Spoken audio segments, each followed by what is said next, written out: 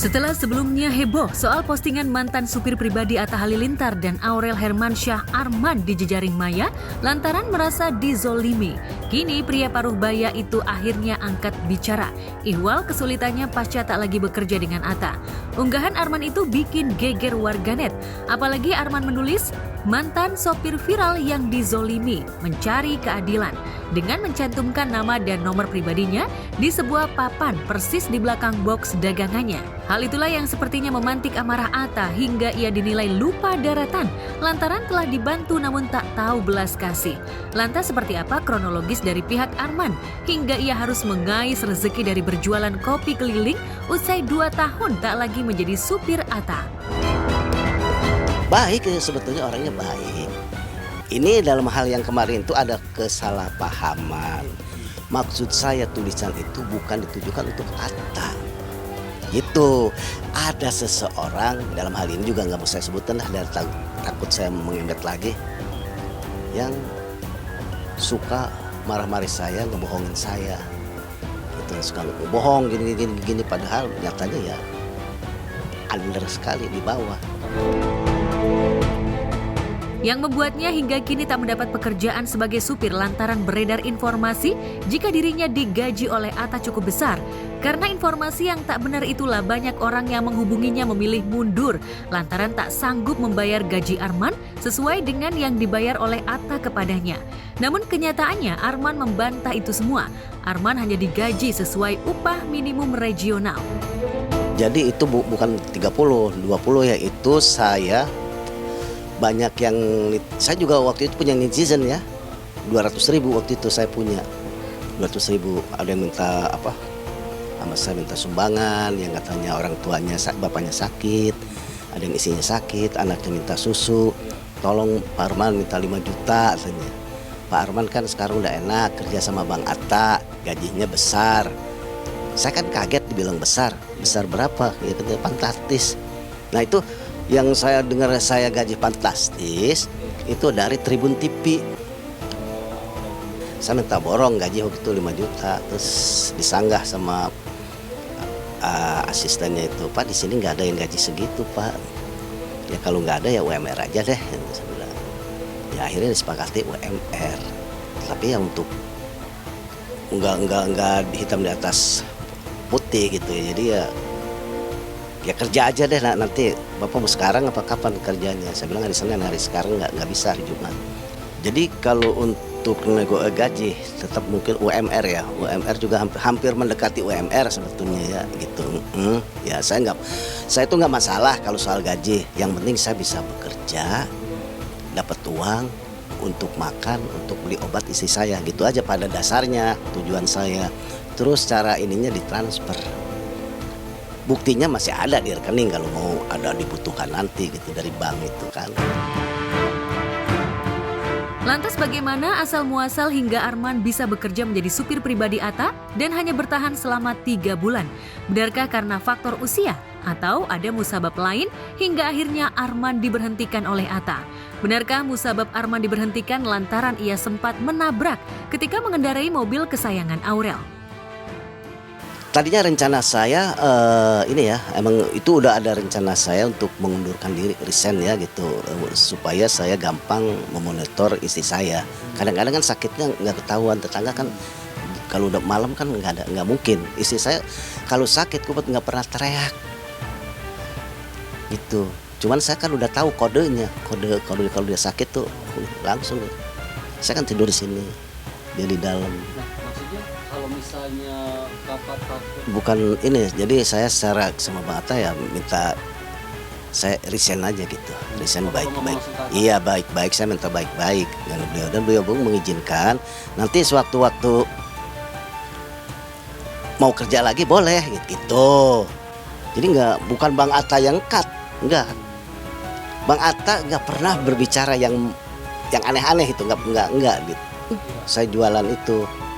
Baru bukan ketemu, ada orang yang menelpon WA saya. Selamat malam Pak. Ya selamat malam, dengan siapa ini? Saya Gilang dari Pondok Indah. Begini Pak, bisa nggak besok silaturahmi? Ya bisa aja, saya selalu bisa pokoknya.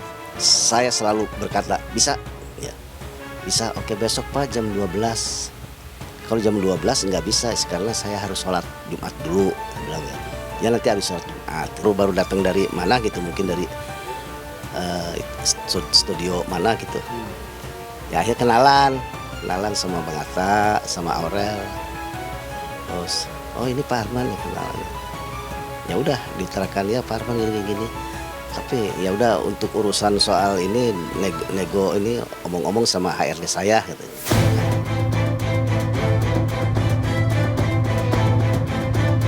Terlepas dari sengkarut postingan Amar yang merasa dizolimi, kondisi Arman memang cukup memprihatinkan. Bersama sang istri, ia tinggal di petakan kontrakan kecil.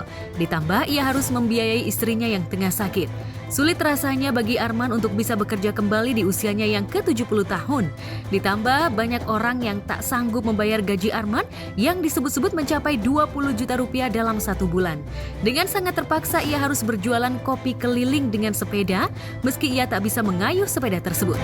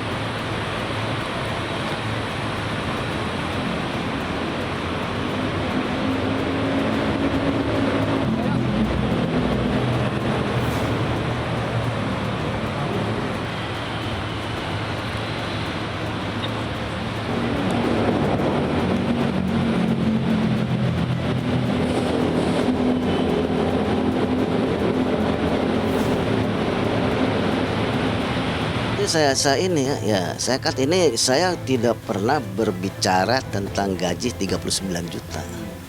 Saya hanya mengatakan siapa yang mengatakan gaji saya fantastis. Begitu. Nah, sekarang selama saya nggak bekerja sama beliau kan jualan kopi lagi. Lantas saya tetap jualan iklan istilahnya ya. Jualan iklan, terus banyak yang datang mampir, "Pak Arman, belum kerja ya?" "Belum." Ada terus nanya, "Terakhir kerja di mana Pak Arman?" "Di Pondok Indah." "Sama siapa?" "Bang Atta." Dia kaget gitu, setelah agak tercengang gitu. "Waduh Pak Arman, maaf ya, saya nggak kaya seperti Atta Halilintar, nggak seperti Atta Halilintar. Mohon maaf ya Pak Arman ya, nanti saya hubungi lagi deh, saya WA lagi kalau saya perlu." "Ya Bu, nggak apa-apa Bu, namanya juga nanya ya wajib." Ya saya nanya yang apa adanya, saya jawab apa adanya, saya jujur itu. Walaupun dapatnya nggak seberapa. Dalam keadaan sakit itu matanya lamur sekarang ini. Itu pakai tongkat itu, paralon. Saya kasih tongkat itu nggak mau.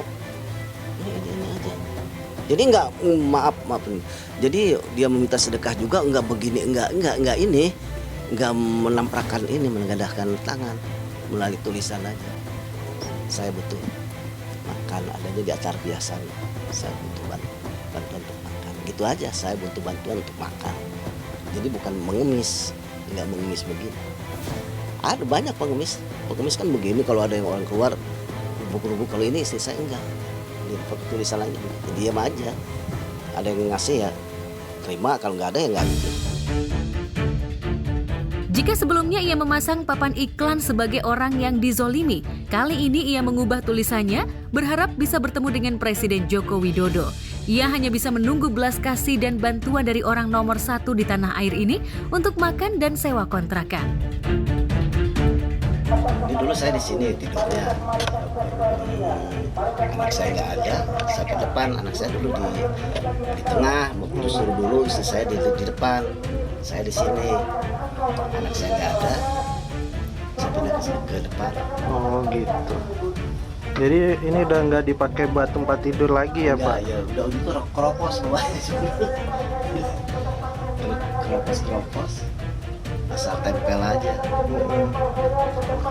Nah, ini pernah rubuh nih. Ya Pak. kamar mandi ini. Nah, untung saya, istri saya, cucu saya nggak ada Nggak di sini ya, Pak? nggak lagi aktif di kamar mandi gitu. Kalau nggak bisa ketibang. Ya. Kita udah nggak kuat bambunya.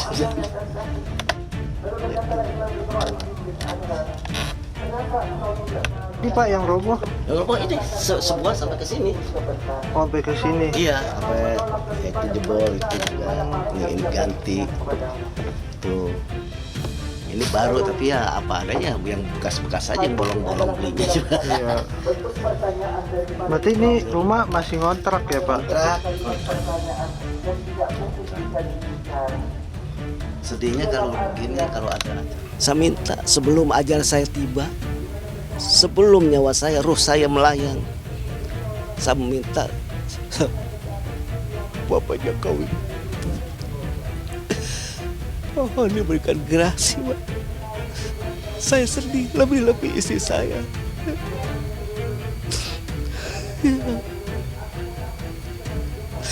Penderitaan saya panjang sekali, Mas. Sama dengan penderitaan istri saya yang sakit. Bayangkan dulu, saya selama beberapa tahun bekerja nggak ada hasilnya untuk berobat istri saya, tapi saya rela, ikhlas. Yang penting istri saya bisa sehat, walaupun nggak sehat ini. Nggak tiap hari, Mas. Jadi hanya khusus Jumat ini, Jumat. Tapi nggak di masjid sini, masjidnya sana di Atar biasa. Nah, mungkin kalau Mas tadi lewat di luar ini, sebentar lagi habis ini datang. Matanya ini, Mas. Dia sebetulnya begini-begini tuh nggak mau, Mas. Ya, saya nulis begitu. Maksud saya nulis itu barangkali ada yang berkenan hatinya untuk menengok ke tempat saya dan memberikan jalan keluarnya. Kalau saya, jalan keluarnya itu apa gitu. Saya kan butuh makan. Ini rumah kontrakan, harus dibayar. Kalau saya nggak kerja, dari mana? Saya walaupun saya melarat, saya nggak mau menggelandang tidur di emper-emper toko, saya nggak mau. Nggak mau menyusahkan pemerintah juga, saya nggak mau. Sayangnya, Atta seperti sudah kadung sakit hati oleh sikap Arman yang memposting di kanal foto berbaginya, apalagi ada kata dizolimi. Ditambah ada kata-kata yang disisipi sopir viral, membuat warganet menggiring jika tulisan itu ditujukan untuk Atta. Itulah yang membuat Atta dan Aurel begitu geram dengan postingan tersebut. Apalagi tersiar kabar jika Arman sempat dibantu Atta 30 juta rupiah untuk modal usaha. Tak jarang jika warganet menuding Arman bak kacang lupa akan kulitnya. Biarin aja kan, kalau orang yang ada orang yang nyenggol kita ya kita balas dengan senyum aja. Oke? Makasih ya. Makasih ya Kakak. Nanti besok lagi ya. Thank you Kakak. Dadah. Nggak bisa ditutup.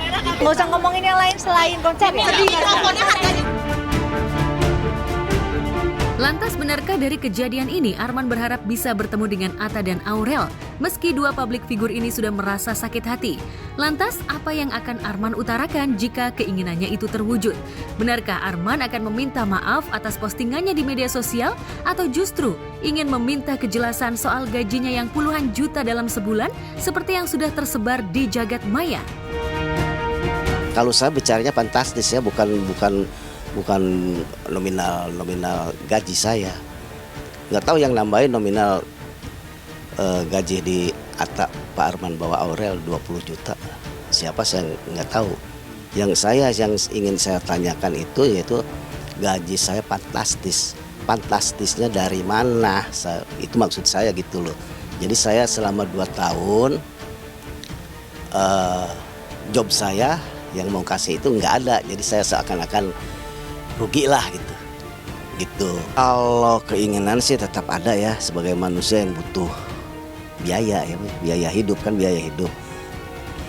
Saya ya berharap mau, tapi kan beliaunya kan nggak mungkin gitu loh. Kan saya bilang kan faktor usia saya udah 70 tahun lebih dikit ya. Ya kalau saya misalnya diajak kembali ya mau. Namun saya mau minta maaf dulu kalau merasa betul-betul itu dianggapnya kesalahan saya ya yang tulisan itu, padahal sesungguhnya nggak maksud begitu. Ini karena ulah orang aja yang posting-posting foto-foto, lantas komennya mungkin kalau komen kan nggak ngeliatin ke saya, ya kan pasti di rumah di tempat dia ini settingan.